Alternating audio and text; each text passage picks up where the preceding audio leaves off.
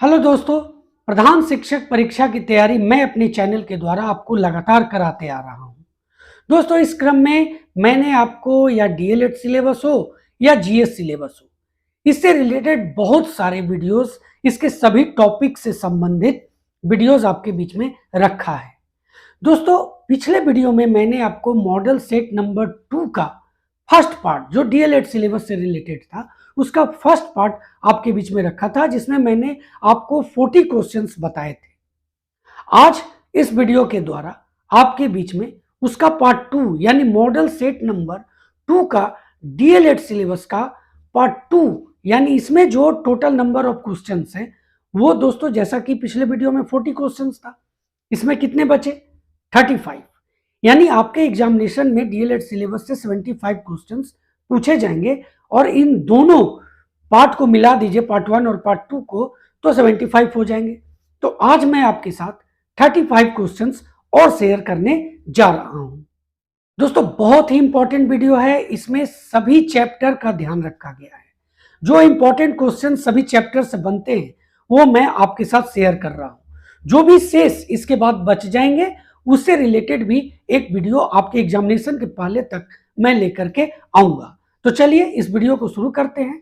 Channel पर नए हैं या अभी तक चैनल को सब्सक्राइब नहीं किया है तो चैनल को सब्सक्राइब कर लें, बेल आइकन को जरूर प्रेस करें ताकि आने वाले वीडियो का नोटिफिकेशन सबसे पहले आपको मिल सके। मैंने आपके साथ 40 क्वेश्चन शेयर किया था और पार्ट 2 के इस वीडियो में 41 नंबर क्वेश्चन से हम लोग 75 नंबर क्वेश्चन तक का हम लोग यहां पर अध्ययन करने जा रहे हैं। तो क्वेश्चन नंबर 41 है कि व्यवहार का अध्ययन करने के लिए सबसे पुरानी विधि कौन सी है? ऑप्शन आप देख लीजिए, प्रयोगात्मक विधि, नैदानिक विधि, मनोभौतिकी विधि या आत्मनिरीक्षण विधि। दोस्तों, इसका जो सही जवाब होगा वो ऑप्शन नंबर डी होगा, आत्मनिरीक्षण विधि। क्वेश्चन नंबर 42 है कि किलपैट्रिक ने कौन सी विधि को प्रतिपादित किया था? दोस्तों, ऑप्शन देख लीजिए, व्याख्यान, परियोजना, डाल्टन या समस्या समाधान। जहां भी आप किलपैट्रिक देखें और विधि की बात आए तो जो सही जवाब होगा वो ऑप्शन नंबर बी होगा, परियोजना विधि को किलपैट्रिक ने प्रतिपादित किया था। बिल्कुल भी भूलने की चीज नहीं है, आपको याद रखना है किलपैट्रिक यानी परियोजना विधि। इस तरह से आप याद रख सकते हैं। क्वेश्चन नंबर 43 है कि परियोजना विधि निम्न में से किस प्रदर्शन शास्त्र पर आधारित है? आदर्शवाद, अस्तित्ववाद, परियोजनवाद या प्रकृतिवाद। बहुत इंपॉर्टेंट क्वेश्चन है और इसका सही जवाब होगा ऑप्शन नंबर सी, परियोजनवाद। क्वेश्चन नंबर 44 पर कि निम्नलिखित में से कौन सी नेतृत्व शैली शिक्षा प्रणाली में मानवीय मूल्यों को बढ़ावा देने के लिए सबसे उपयुक्त है? ध्यान दीजिए क्वेश्चन क्या है। कौन सी नेतृत्व शैली शिक्षा प्रणाली में मानवीय मूल्यों को बढ़ावा देने के लिए सबसे उपयुक्त है? प्रत्यक्ष भागीदारी के साथ नेतृत्व, पूर्ण स्वायत्तता के साथ नेतृत्व, नेतृत्व की सलाहकार शैली या नेतृत्व की प्रतिनिधि शैली। इसका जो सही जवाब होगा वो ऑप्शन नंबर ए होगा दोस्तों, प्रत्यक्ष भागीदारी के साथ नेतृत्व। यानी ये जो क्वेश्चन है ये आपको नोट करने लायक है कि कौन से नेतृत्व शैली शिक्षा प्रणाली में मानवीय मूल्यों को बढ़ावा देने के लिए सबसे उपयुक्त है, तो ऑप्शन ए सही जवाब होगा। अब देखिए 45 नंबर क्वेश्चन क्या है कि स्कूल प्रबंधन प्रक्रिया में, जब स्कूल पर ध्यान दीजिए, यहां पर स्कूल प्रबंधन प्रक्रिया में प्राथमिक विद्यालय में शिक्षकों की प्रत्यक्ष भागीदारी खाली जगह को छोड़कर निम्नलिखित तरीकों से अपेक्षित है?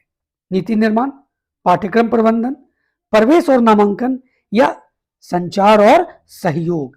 तो दोस्तों, ये जो भी आप देख रहे हैं कि स्कूल प्रबंधन की जो प्रक्रिया है वो प्राथमिक विद्यालय के शिक्षकों की प्रत्यक्ष भागीदारी किसको छोड़कर निम्नलिखित तरीके से अपेक्षित है?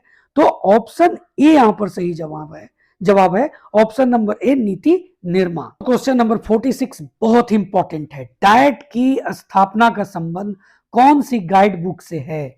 ये अभी ही आप इसको VVI समझ लें, ये क्वेश्चन आपसे पूछा जा सकता है, ऐसा उम्मीद आप जता सकते हैं। क्वेश्चन क्या है कि डाइट की स्थापना का संबंध कौन सी गाइड बुक से है? Red book, pink book, green book या व्हाइट बुक? तो इसका सही जवाब ऑप्शन नंबर सी होगा, ग्रीन बुक। एकदम आपको याद रख लेना है इसको। क्वेश्चन नंबर 47 है कि मानव संसाधन विकास मंत्रालय भारत सरकार द्वारा, ध्यान दीजिए क्वेश्चन, मानव संसाधन विकास मंत्रालय भारत सरकार द्वारा किस संस्थान को शिक्षा क्षेत्र में लाइट हाउस कहा है? यानी किस क्षेत्र को शिक्षा क्षेत्र में लाइट हाउस कहा है? किसके द्वारा? मानव संसाधन विकास मंत्रालय भारत सरकार के द्वारा कहा गया है लाइट हाउस किस संस्थान को। मैंने इतना बार क्वेश्चन रिपीट किया, अब आप समझ गए होंगे। अब ऑप्शन देख लीजिए, डैट, एनसीईआरटी, एसआईईआरटी या आईएएसी। तो इसका सही जवाब होगा ऑप्शन नंबर ए दोस्तों, डैट। चलिए आ जाते हैं क्वेश्चन नंबर 48। अभी क्वेश्चन जो भी है दोस्तों डैट से रिलेटेड है। डैट की स्थापना कब की गई थी? 1992, 1886, 1988 या 2011? तो मैं आपको बता दूं, इसकी स्थापना जो की गई थी वो राष्ट्रीय शिक्षा नीति 1986 में जो आई थी दोस्तों, उसके आधार पर 1988 में। इसका सही जवाब होगा ऑप्शन नंबर सी। आ जाते हैं क्वेश्चन नंबर 49। प्राथमिक स्तर के शिक्षकों को सेवा पूर्व प्रशिक्षण देने का कार्य करता है। ध्यान दीजिए, सेवा पूर्व प्रशिक्षण देने का कार्य। तो यहां पर आप ऑप्शन देख रहे हैं, सीटीई, आईएएसी, डैट या एसआईईआरटी। तो दोस्तों यहां कंफ्यूजन नहीं होना है, सेवा पूर्व प्रशिक्षण अगर डैट रहेगा तो सही जवाब होगा ऑप्शन नंबर सी, डैट। देखिए क्वेश्चन नंबर 50 भी आपको याद रखना बहुत जरूरी है। जिला शिक्षा एवं प्रशिक्षण संस्थान जो डैट है दोस्तों के कितने भाग हैं? 6, 7, 8 या 10? इसको बिल्कुल आप याद रखेंगे। इसके जो कुल भाग हैं वो ऑप्शन नंबर सी है, 8 भाग हैं इसके। तो अभी हम लोगों ने भाग के ऊपर चर्चा किया, अब विभाग के ऊपर चर्चा कर लेते हैं कि डाइट में सेवाकालीन शिक्षण प्रशिक्षण देने के लिए, शिक्षक प्रशिक्षण देने के लिए कितने विभाग स्थापित किए गए? 6, 7, 8 या 10? तो विभाग की बात आएगी तो इसका सही जवाब होगा ऑप्शन नंबर ए, 6। चलिए एक और इंपॉर्टेंट क्वेश्चन आ गया, एससीईआरटी का क्या अर्थ है?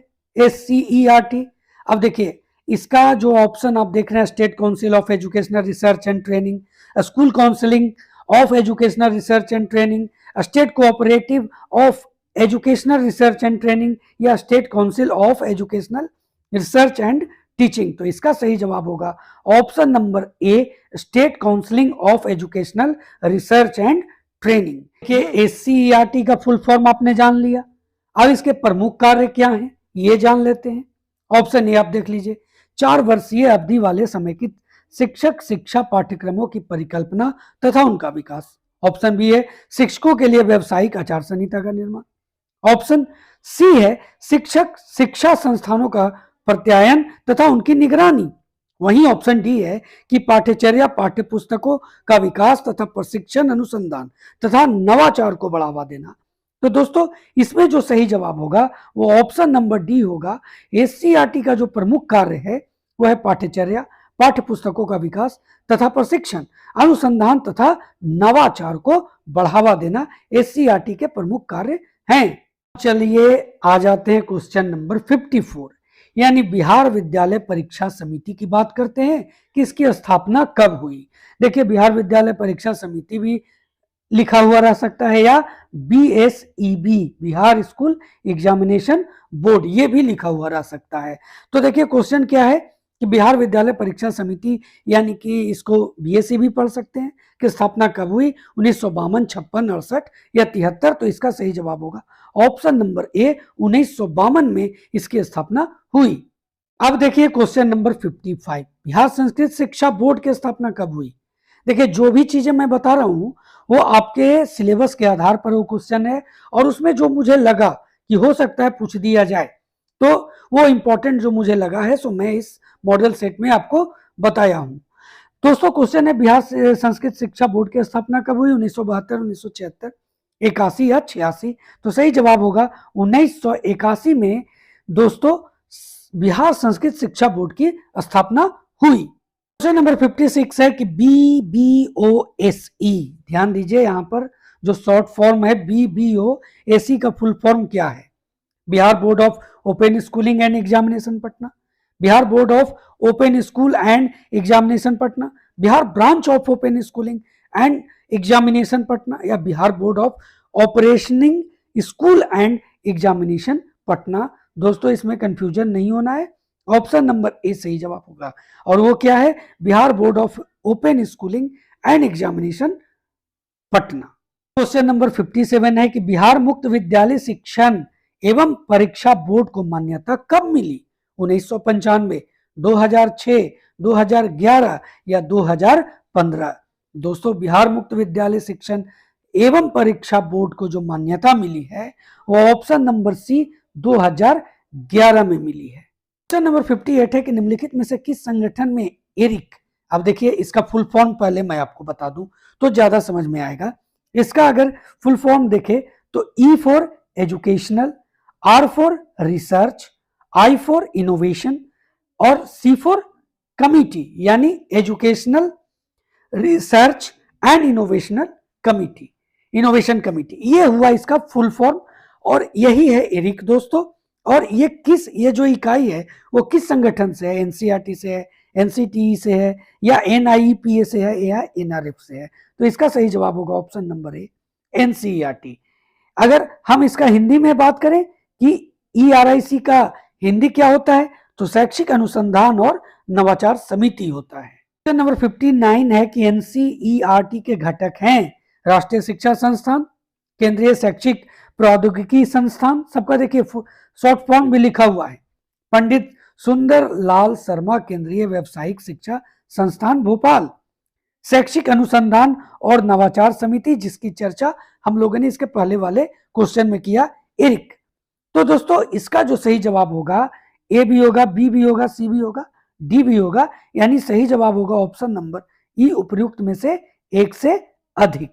क्वेश्चन नंबर 60 देख लीजिए। 60 है कि एनसीईआरटी का प्रमुख कार्य राज्य शिक्षा विभागों के साथ एक विस्तार कार्य है जो खाली जगह के सुधार के आसपास केंद्रित है। उच्च शिक्षा, स्कूली शिक्षा, माध्यमिक शिक्षा या तकनीकी शिक्षा?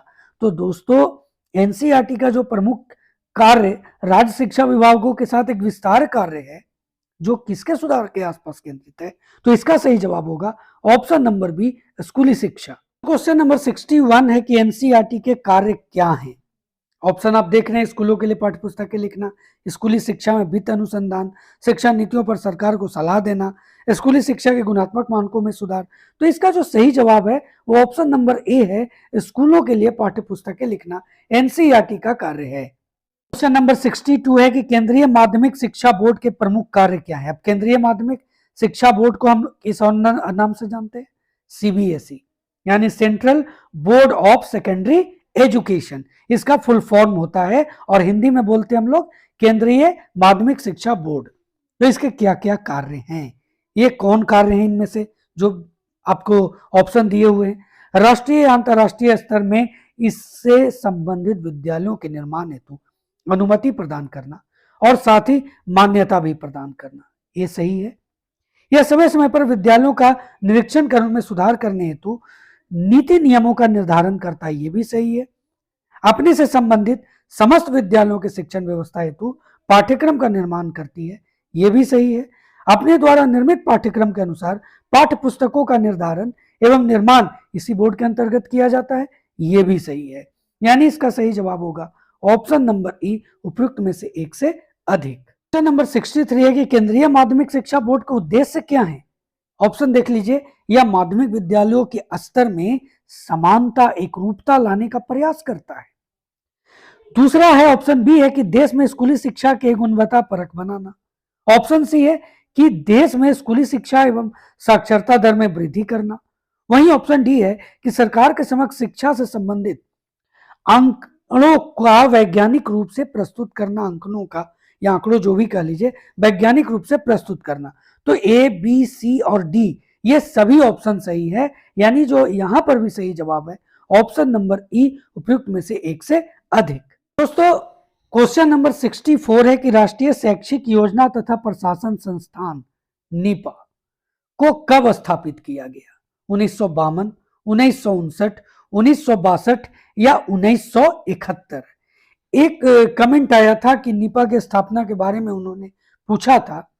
तो दोस्तों इसका जो स्थापना हुआ वो ऑप्शन नंबर सी 1962 में राष्ट्रीय शैक्षिक योजना तथा प्रशासन संस्थान नीपा NIEPA की स्थापना हुई थी। इसके स्थापना को लेकर के कुछ डिटेल जान लेते हैं। यह संस्थान सन 1962 में यूनेस्को के साथ 10 वर्षीय संविदा के अनुसार स्थापित किया गया। उस समय इसका नाम Asian institute of educational planning and administration पड़ा था, उस समय इसका नाम था। संविदा की समाप्ति के बाद भारत सरकार ने शिक्षा आयोग की अनुशंसा पर इस संस्थान को अपने हाथों में ले लिया। भारत सरकार ने उसका नाम रखा दोस्तों, जो यहां पर अभी मैं आपको बता रहा हूं, national staff college for educational planning and administration.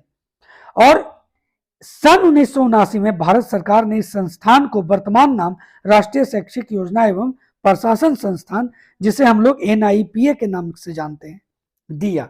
और इस संस्थान दोस्तों, ये भी क्वेश्चन आ सकता है कि संस्थान का मुख्यालय कहाँ है, कहाँ ये स्थित है, तो ये नई दिल्ली में स्थित है। ये जब इसके बारे में पूरी जानकारी हासिल कर लिए तो ये भी जानना जरूरी है कि NIPA का कार्य क्या है। ऑप्शन देख लीजिए, शिक्षा नियोजकों तथा प्रशासकों का प्रशिक्षण। ऑप्शन बी है अनुसंधान, सी है नवाचारों का प्रसार, और ऑप्शन डी है परामर्शदात्री सेवा। तो ये सब है, ये जो भी आप देख रहे हैं, यानी ऑप्शन नंबर ई जो है, माफ कीजिए, ऑप्शन नंबर ई सही जवाब होगा उपयुक्त में से एक से अधिक। नंबर 66 है कि राष्ट्रीय शिक्षक शिक्षा परिषद NCT की स्थापना कब हुई। NCT का फुल फॉर्म क्या होता है? National council of teachers education. दोस्तों ऑप्शन देख लीजिए, 1952, 61, 93 और 95। 93, 95 में आपको कंफ्यूजन नहीं होना है, यहां पर मैं आपको आंसर बताऊंगा ऑप्शन नंबर डी 1995। चलिए इसके बारे में थोड़ा डिटेल भी जान लेते हैं कि 1993 में इस परिषद को संवैधानिक दर्जा प्रदान किया गया। राष्ट्रीय शिक्षक शिक्षा परिषद यानी national council of teachers education NCT Bharat सरकार की एक संस्था है, जिसकी स्थापना राष्ट्रीय शिक्षक शिक्षा परिषद अधिनियम 1993 के अंतर्गत 17 अगस्त 1995 में की गई थी। तो 93 में अधिनियम आया था और 17 अगस्त 1995 में इसकी स्थापना की गई थी, ये आपको याद रखना है। क्वेश्चन नंबर 67 है कि राष्ट्रीय अध्यापक शिक्षा परिषद यानी कि NCTE का क्षेत्रीय समितियां कहाँ हैं? भोपाल, भुवनेश्वर, बेंगलुरु और जयपुर। देखिए ये सभी जगह मौजूद हैं, इसलिए जो सही जवाब होगा वो ऑप्शन नंबर ई होगा उपयुक्त में से एक से अधिक। यानी राष्ट्रीय अध्यापक शिक्षा परिषद की जो क्षेत्रीय समितियां हैं वो भोपाल, भुवनेश्वर, बेंगलुरु और जयपुर, इन सभी जगह मौजूद हैं दोस्तों। तो ये सभी चीजों को, ये जितने भी जगह हैं, इनको आपको याद रखना है। क्वेश्चन नंबर 68 क्या है कि समावेशी शिक्षा का उद्देश्य निम्नलिखित में से कौन सा है? सभी विविध विद्यार्थियों के लिए शिक्षा को बढ़ावा देना, दिव्यांग बच्चों को शिक्षा सहायता और सम्मान प्रदान करें, दिव्यांग बच्चों के लिए सामाजिक रूप से बेहतर वातावरण प्रदान करना, आर्थिक रूप से पिछड़े वर्ग को समान अवसर प्रदान करना। अब समावेशी शिक्षा का जो उद्देश्य है वो है कि सभी विविध विद्यार्थियों के लिए शिक्षा को बढ़ावा देना, यानी ऑप्शन नंबर ए सही जवाब होगा। क्वेश्चन नंबर 69 जो है वो बहुत इंपॉर्टेंट है। भारतीय कक्षाओं में असमानता एवं विविधता के कारण। देखिए प्रांतीय आवश्यकताएं एवं राजनीतिक प्रभाव सही है। भारतीय कक्षाओं में जो असमानता और विविधता के कारण है उसमें प्रांतीय आवश्यकताएं एवं राजनीतिक प्रभाव है कारण। सामाजिक प्रभाव एवं परंपराओं के प्रति प्रेम, ये भी सही है। समुचित नियोजन का अभाव एवं सिद्धांतों के प्रति प्रतिबद्धता में कमी, ये भी सही है। आत्मविश्वास की कमी, तो ये भी सही है। यानी यहां भी जो ऑप्शन ई है उपयुक्त में से एक से अधिक यही होगा दोस्तों। यानी इन सभी चीजें इसमें सम्मिलित है। असमानता और विविधता जो भारतीय कक्षाओं में है उसके ये सभी कारण है। 70 है कि विशेष आवश्यकता वाले या बिना विशेष आवश्यकता वाले छात्रों पर दिया जाने वाला विशेष ध्यान क्या कहलाता है? एकीकृत शिक्षा, सामान्य शिक्षा, उपचारात्मक शिक्षा या विशेष शिक्षा? तो इसका सही जवाब होगा ऑप्शन नंबर सी, उपचारात्मक शिक्षा। ये क्वेश्चन नंबर 71 बिल्कुल अपने दिमाग में सेट कर लेंगे। समावेशी शिक्षा के संस्थापक कौन थे? ऑप्शन आप देखिए, डिक्रोली, डेविस ब्लूम या नरेंद्र देव। तो इसका सही जवाब होगा ऑप्शन नंबर ए, डिक्रोली। दोस्तों 72 जो है कि अधिगम बाधिता शब्द का प्रयोग सर्वप्रथम किसने किया? आपने सभी अधिगम बाधिता के बारे में जरूर पढ़ा है। तो ये जो शब्द है अधिगम बाधिता, इसका प्रयोग सर्वप्रथम किसने किया? सैमुअल ए किर्क, रिशमैन, हेविंग्सहर्स्ट या स्पीयरमैन? दोस्तों इसका जो सही जवाब है ना वो है option number A, Samuel Kirk. Number 73 है कि लिंग एक खाली जगह अवधारणा है, मनोवैज्ञानिक, जैविक, सामाजिक या शारीरिक? उपयुक्त में से कोई नहीं, उपयुक्त में से एक से अधिक। तो लिंग जो है दोस्तों एक सामाजिक अवधारणा है, यानी सही जवाब होगा ऑप्शन नंबर सी। आते हैं क्वेश्चन नंबर 74 के ऊपर। शिक्षक और छात्र कक्षा में लिंग का खाली जगह कैसे करते हैं? या अधिगम के वातावरण को खाली जगह करता है? अब ऑप्शन आप देख लीजिए। शिक्षक और छात्र कक्षा में लिंग का व्याख्या कैसे करते हैं? यह अधिगम के वातावरण को प्रभावित नहीं करता। वही है ऑप्शन बी है कि यहां पर निर्माण और गठन होगा और यहां वातावरण को प्रभावित करता है। ऑप्शन सी है अनुकूलन और व्याकुल। ऑप्शन डी है परिभाषित करना और खराब। तो जो सही जवाब है कि कक्षा में लिंग का, शिक्षक और छात्र कक्षा में लिंग का निर्माण या गठन कैसे करता है, यह अधिगम के वातावरण को प्रभावित करता है, यानी ऑप्शन बी सही जवाब होगा। क्वेश्चन नंबर 75 है कि लैंगिक संवेदनशीलता खाली जगह के विपरीत है। लैंगिक विश्लेषण, लैंगिक अंधता, लैंगिक असमानता या लैंगिक समानता? तो लैंगिक संवेदनशीलता जो है वो लैंगिक समानता के विपरीत है, यानी ऑप्शन नंबर डी जो है ये सही जवाब है। तो दोस्तों यह था model set number 2 DElEd syllabus का पार्ट 2 का वीडियो, जिसमें मैंने आपके साथ 35 क्वेश्चन शेयर किए और इन दोनों पार्ट को मिला दिया जाए तो टोटल नंबर ऑफ क्वेश्चन 75 होता है। अगर आपने पहले वाले वीडियो को नहीं देखा है या मॉडल सेट नंबर 1 नहीं देखा है तो उन सब का लिंक डिस्क्रिप्शन बॉक्स में है, जहां से जा करके आप इन वीडियोस को आसानी से देख सकते हैं। तो दोस्तों मॉडल सेट नंबर 2 का जो दूसरा भाग है वो क्या है मैं ये भी आपको बता देता हूं। वो है जीएस सिलेबस का। इसमें भी 75 क्वेश्चंस जो होंगे वो मैं आपके साथ शेयर करूंगा। दोस्तों अगले वीडियो तक जय हिंद।